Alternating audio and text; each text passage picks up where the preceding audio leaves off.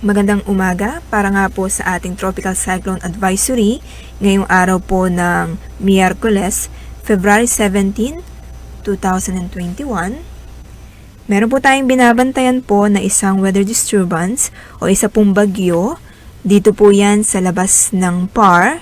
Isa na po siyang tropical depression at kanina nga pong 4 a.m. huli po natin ito namataan sa layong 1,070 km.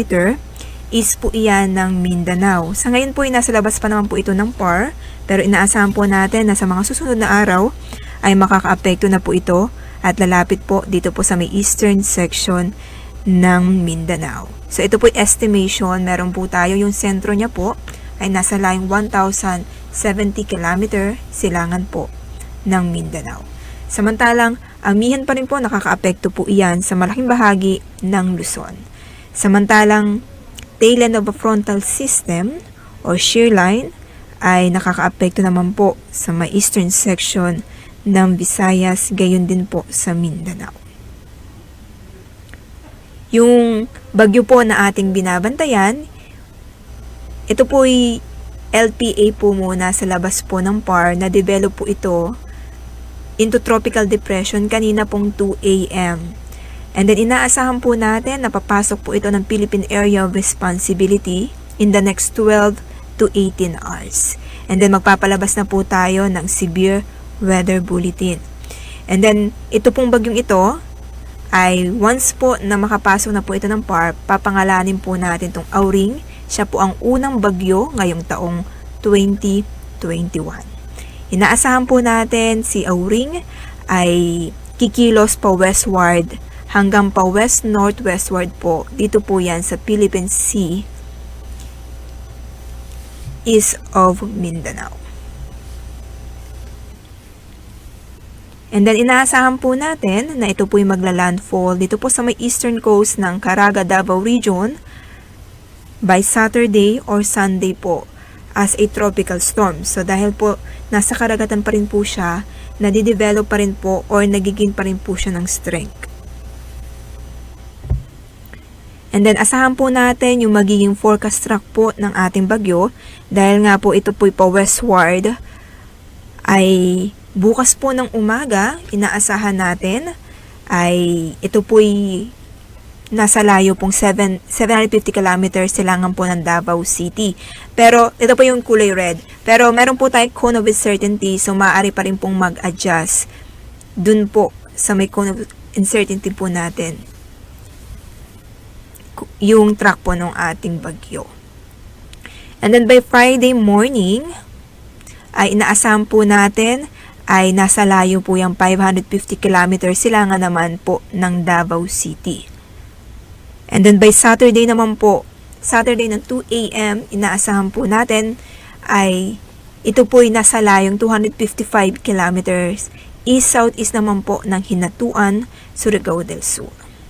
And then by Sunday morning, February 21, nasa vicinity na po yan ng Zamboanga, Agusan del Norte. And then by Monday morning, ay inaasaman po natin, ito po ay nasa west-southwest po ng Iloilo City sa layong 75 kilometers. So ito po yung ating forecast track, pero maaari pa rin po yung magbago. So, continuous monitoring po tayo at magbibigay abiso naman po at update ang pag-asa tungkol po sa ating binabantayang bagyong si Auring.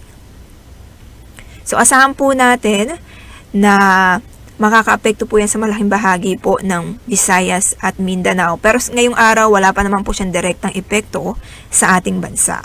So, pinapayuhan po yung ating mga mamamayan na nakatira po dito sa may Visayas, Bicol Region, Mimaropa, Caraga, Northern Mindanao, Davao Region, Cotabato, Lanao del Sur, kasama na po ang mga kalapit probinsya na mag-ingat po tayo dahil ito po yung tatamaan po ng ating bagyo base po sa ating track.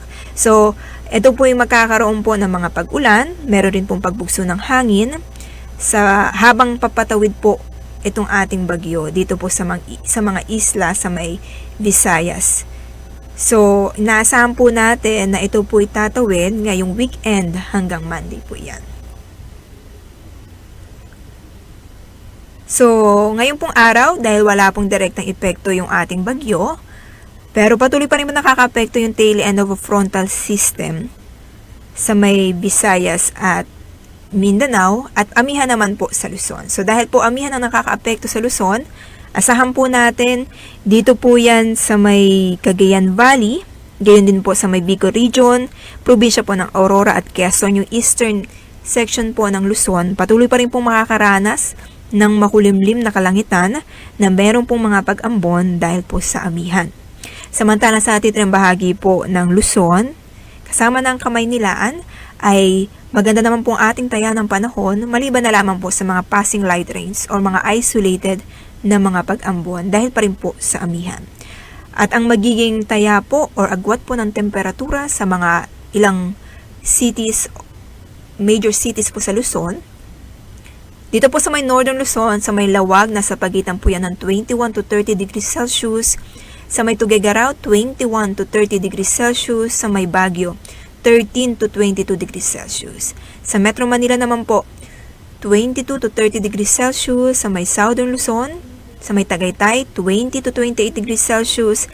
Sa Kalayaan Islands, 25 to 32 degrees Celsius. Sa Puerto Princesa, 24 to 31 degrees Celsius. Sa may Legazpi, asahan po natin na sa pagitan po yan ng 24 to 31 degrees Celsius. Sa may Visayas at Mindanao, dahil po sa tail end of a frontal system, ito po yung pagsasalubong ng dalawang magkaibang hangin na nagdudulot po ng mga pag-ulan sa may isa malaking bahagi po ng Visayas at Mindanao. So asahan po natin Visayas, gayon din po sa rehiyon ng Northern Mindanao, Soxargen, kasama na rin po ang Zamboanga Peninsula, makakaranas ng maulap po na kalangitan na meron pong kalat-kalat na mga pag-ulan at pagkilat at pagkulog dahil nga po dun sa binabantayan po natin tail end of a frontal system. Pero sa mga susunod na araw, asahan po natin yung trough or extension po ng bagyong si Auring or yung mismong bagyo po makaka-apekto na po yan in the next 2 to 3 days dito po sa may Visayas at Mindanao. So sa ngayon po, tail end of a frontal system po nakaka-apekto po yan sa atin.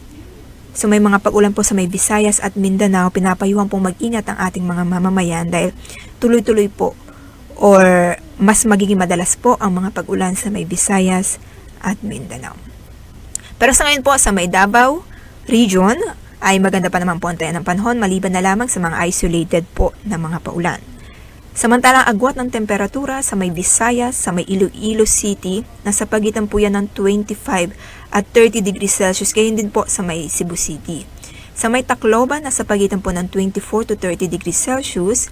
Samantalang dito po sa may Mindanao, yung mga major cities po natin, sa may Cagayan de Oro, 23 to 28 degrees Celsius. Davao City, 25 to 33 degrees Celsius. Zamboanga naman po, 24 to 32 degrees Celsius.